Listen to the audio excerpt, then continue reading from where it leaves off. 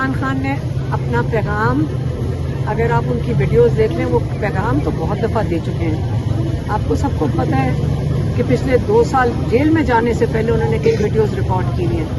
کوئی پاکستانی نہیں ہوگا جس کو عمران خان کا نہیں پتا کہ وہ کیا چاہتے ہیں. آپ کو کہہ چکے ہیں تحریک چلائیں. اب اس کے لیے ٹرانسلیشن کی عمران خان کو ضرورت تو نہیں پڑنی چاہیے کرنے کے لیے. بہت ماشاءاللہ باہر ہیں. یہ عمران خان کو آئسولیٹ کریں گے. ہم عمران خان کو اکیلا نہیں چھوڑیں گے. ہم جب یوروز یہاں کے بیٹھتے ہیں، یہ جتنا آئسولیٹ کر رہے ہیں اس کا مطلب ان کا خوف بڑھتا جا رہا ہے. یاد رکھیں، ان کا خوف جتنی آئسولیشن کر رہے ہیں نا اور ظلم کر رہے ہیں، آپ اس پہ یہ سوچیں نا کہ عمران خان ٹوٹ رہا ہے. یہ سوچیں کہ یہ کتنے خوفزدہ ہیں اور کیوں خوفزدہ ہیں، کس چیز سے خوفزدہ ہیں. یہ عوام سے خوفزدہ ہیں. ان کا خوف عوام ہے. یہ نہیں چاہتے باہر لوگ نکلیں، کیونکہ جو باہر کے ملکوں کو یہ چورن بیچ رہے ہیں نا کہ یہاں کچھ نہیں ہو رہا، ان کا صرف ڈر یہ ہے کہ لوگ سڑکوں پہ نہ نظر آئیں. اگر لوگ سڑکوں پہ نظر آ رہے ہیں، ان کا بیانیہ ٹوٹ جاتا ہے باہر جو انہوں نے بتایا ہوا ہے کہ ہم ایک، آپ کو پتہ ہے کیا بتایا ہوا ہے. میڈم، ورکر میں بہت زیادہ مایوسی اس ٹائم پائی جاتی ہے. چاہے وہ آپ کہتی ہیں میرا سیاست سے کوئی تعلق نہیں ہے، لیکن کل سینٹ کے جو الیکشن ہوئے اس میں بھی ورکر کی یہی ڈیمانڈ تھی کہ خان صاحب کا اس حوالے سے کوئی پیغام آئے، ہم خان صاحب کا ہر پیغام سر آنکھوں میں قبول کریں گے. خان صاحب کے پاس کوئی اعتماد والا بندہ جا ہی نہیں سکتا، تو خان صاحب کا پھر ورکر تک رسائی، ورکر کا پیغام خان صاحب تک کیسے پہنچے گا؟ دیکھیں، تحریک کا کیا تعلق ہے ان سیٹوں سے، مجھے نہیں سمجھ آ رہی. تحریک، ایک سیکنڈ، تحریک کا کیا تعلق ہے اس میں؟ عمران خان جیل میں ہے، عمران خان قید تنہائی میں ہے، اور عمران خان کی کال ہے تحریک کے لیے. یہ کافی ہونا چاہیے سب کے لیے. اور اگر مایوس ہونا ہے تو آپ اپنے لیے بھی مایوس ہو رہے ہیں اور عمران خان کو بھی مایوس کریں گے. آپ عمران خان کا پیغام آپ تک پہنچ چکا ہے. اور یہ جو سیٹیں ہیں، پہلے بھی کافی ایم این ایز اور ایم پی ایز ہیں. عمران خان نے call M N As M P As کو تو نہیں دی، انہوں نے تو کال دی ہے اپنے لوگوں کو. تو آپ عمران خان کا تو رابطہ ڈائریکٹلی اپنے لوگوں کے ساتھ. اچھا، علیمہ خان صاحبہ، یہ بتائیے گا کہ بیرسٹر گور صاحب نے کہا ہے کہ یہ جو نام سینٹ کے لیے منتخب کیے گئے ہیں یا ان کے لیے نام دیا گیا ہے، وہ عمران خان صاحب نے دیے، جبکہ ان کی ملاقات ہی نہیں ہوئی جب عمران خان صاحب نے. اچھا نہیں، ایک سیکنڈ، مجھے سے یہ سوال نہ پوچھو. جو عمران خان نے میری بہنوں کو بتانا تھا وہ ہم نے آپ کو باہر بتا دیا ہے.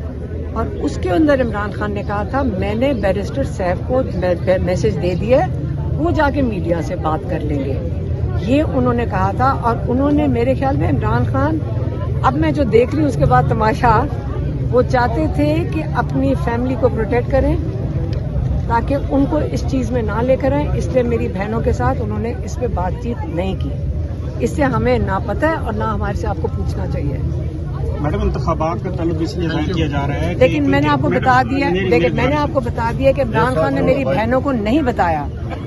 اس وقت آپ کیوں بھول رہے ہیں کہ عمران خان کے ساتھ ظلم ہو رہا ہے؟ مجھے صرف اس سے غرض ہے.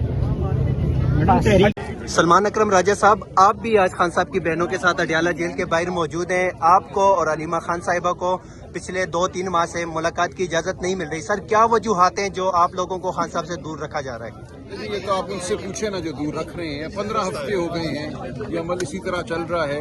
ملاقات روکی بھی ہے، علیمہ بیوی کو نہیں ملنے دے رہے، مجھے ایک دفعہ ملنے دیے ضمانت سے. آج باقی بہنوں کو بھی نہیں ملنے دے رہے. نورین آپا بیٹھی ہیں، عثمان آپا بیٹھی ہیں. تو ہم دیکھیں، ڈاکٹر برقی خان صاحب کے کزن ہیں، وہ آئے ہوئے ہیں. تو یہ ایک بربریت ہے. خاندان کا حق ہے ملنا، وکلاء کا حق ہے ملنا. ان کا حق ہے کہ وہ اپنے وکلاء کو ہدایات دیں، انسٹرکشنز دیں، اپنی بہنوں سے ملیں، اپنے عزیزوں سے ملیں.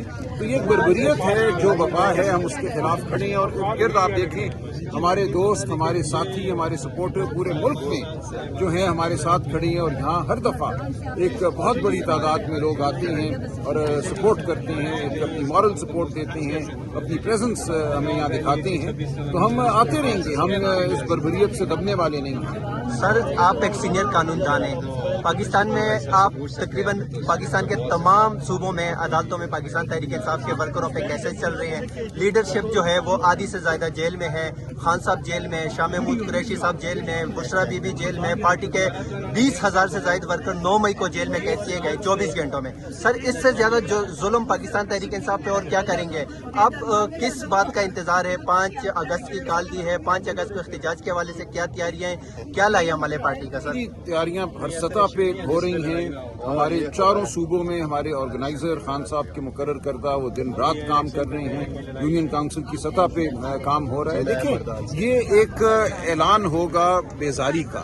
یہ ایک اعلان ہوگا کہ ہمیں اپنے بنیادی حقوق چاہیے، ہمیں آئینی حکومت چاہیے، ہمیں اپنے ووٹ کی عزت چاہیے. جو ووٹ کو لوٹا گیا اس کے خلاف احتجاج ہوگا. تو یہ ایک مسلسل عمل ہوگا جو جاری رہے گا. پاکستانی قوم اپنی آواز بلند کرتی رہے گی. 5 اگست ایک نقطۂ عروج ہے. اس کے بعد یہ عروج جو ہے آپ دیکھیں گے جاری رہے گا اور یہ قوم حقیقی آزادی حاصل کر کے رہے گی. سر جو سینٹ انتخابات ہوئے اس میں آپ کا نقطہ نظر جو ہے وہ پوری قوم کے سامنے. سر جو اختلافات کی خبریں سامنے آ رہی ہیں، خرم ذیشان صاحب ہیں، عرفان سلیم صاحب ہیں اور بہت سارے لوگ ہیں سر، تو اس حوالے سے as a secretary general Pakistan تحریک صاحب آپ کیا کہیں گے؟ دیکھیں، جو سینئر قیادت ہے پی ٹی آئی کی، اس میں 2 آراء تھیں. بالکل ہمارا مکالمہ ہوا، ہماری بحث ہوئی اور 2 آراء تھیں. اس کے بعد کثرت رائے سے ایک فیصلہ ہو گیا. اب اس فیصلے کو ماننا ہم سب پر لازم ہے، واجب ہے. پارٹی ڈسپلن جو ہے وہ اہم ترین چیز ہے. خان صاحب اس پر زور دیتے ہیں.